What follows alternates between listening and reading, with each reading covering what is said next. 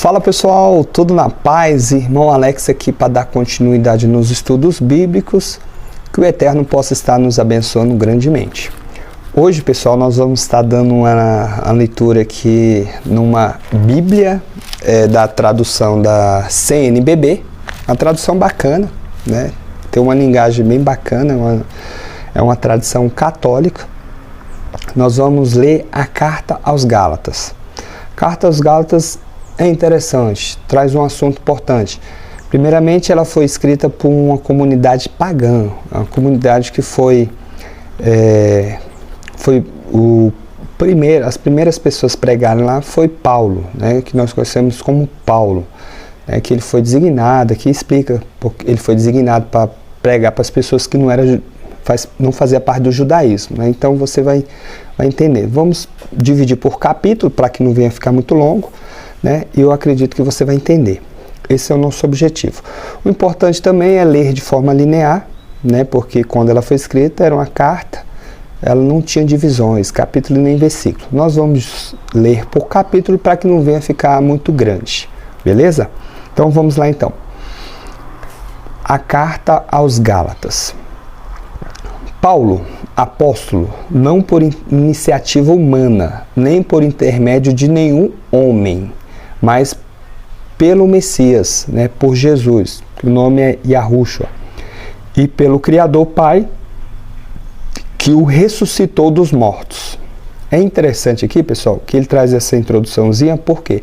Porque, de fato, ninguém pregou para ele. Foi o próprio Messias que se apresentou para ele, né? E aí ele teve um encontro com ele. Então, é uma demonstração que o Eterno, para ele poder estar escolhendo alguém, não precisa do homem, né? Aqui é uma demonstração clara que ele não precisou de nenhum homem. Ele próprio foi de encontro com esse irmão aqui. E todos os irmãos que estão comigo, as comunidades da Galácia, a vós, graça e paz da parte do Eterno e do nosso Senhor Jesus Cristo, né? Ele se entregou por nossos pecados para nos libertar do presente mundo mal, segundo a vontade do Criador. A Ele, ao Eterno, né? A Ele a glória pelos séculos dos séculos. Amém. Então, a saudação agradecendo ao Eterno por ter enviado Jesus Cristo, né? Para poder estar transformando a vida das pessoas. Vamos continuar. Admiro-me de que tão depressa, abandonando aquele que vos chamou, na graça do Messias, tenhas passado a outro evangelho.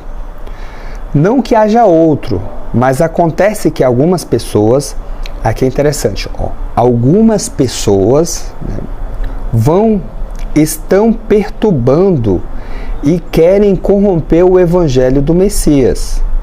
Pois bem, mesmo que nós, ou um anjo vindo do céu, vos pregasse um evangelho diferente daquele que vos já pregamos, seja excluído. Como já dissemos, e agora repito, se alguém vos pregar um evangelho diferente daquele que vos recebestes, seja excluído, né? É interessante, pessoal, que você tem que ver que a mensagem aqui, a carta é escrita por uma comunidade pagã, né? Então, eles receberam um evangelho, uma mensagem, né? Evangelho quer dizer boas novas, boas notícias, né? Então, vamos lá então. Tendo eu buscado a aprovação dos homens ou do Criador? Ele faz a pergunta. Acaso procuro agradar aos homens? Outra pergunta. Se ainda quisesse agradar aos homens, não seria servo do Messias.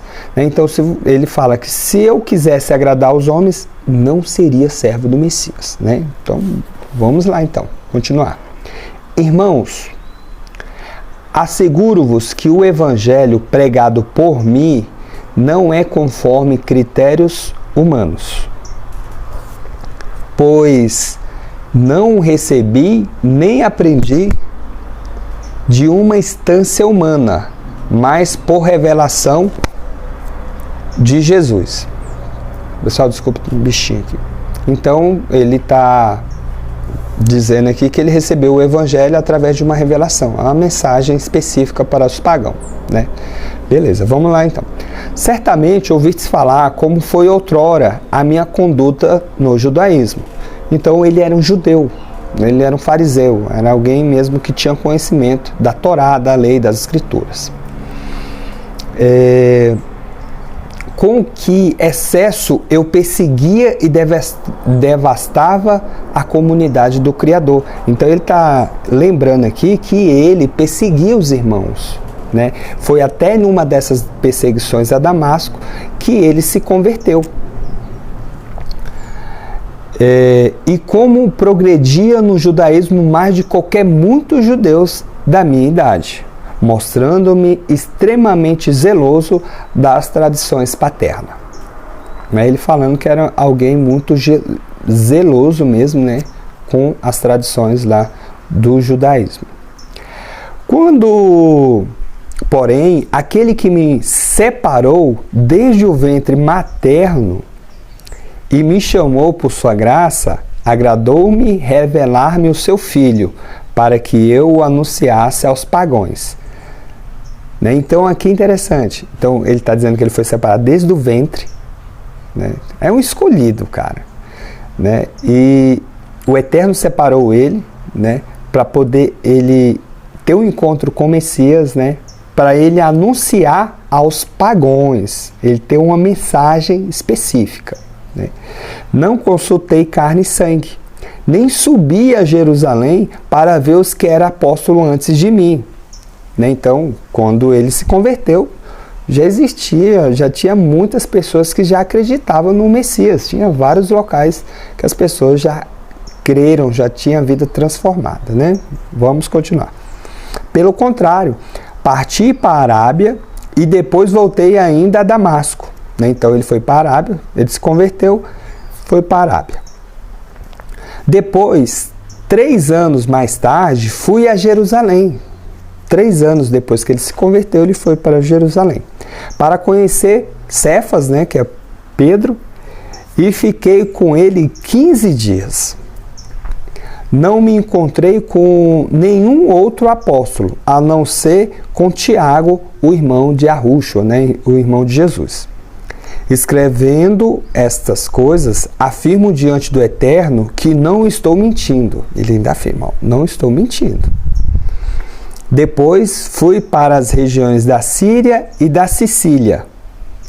Ainda não eram pessoalmente conhecidos nas comunidades da Judéia, que estão em Cristo, que já estava, né, seguindo os ensinamentos do Messias. Apenas tinham ouvido dizer que aquele que antes nos perseguia estava agora pregando a fé que antes procurava destruir. E glorificavam o Eterno por minha causa. Então, para você ver, já existia comunidades na Judéia, né? E em outras, já tinha comunidades que as pessoas já tinham aquele que estava tentando destruir a fé, né? Terminamos o capítulo 1, ele agora está pregando, ele se converteu, ele teve a vida transformada. E eles glorificavam o Eterno, né? Por ele ter feito isso. É algo divino. Imagina, o cara perseguia, matava as pessoas, tinha autorização para prender as pessoas que falavam sobre o Messias, e depois ele se converteu. Ai, não é tremendo isso aí? Então, assim, tá legal, a história tá boa. Então, capítulo 1 terminamos. Até o próximo capítulo. Que o Eterno possa estar nos abençoando. E vamos devagarzinho aqui, que eu creio que você vai gostar. Um abraço do irmão Alex.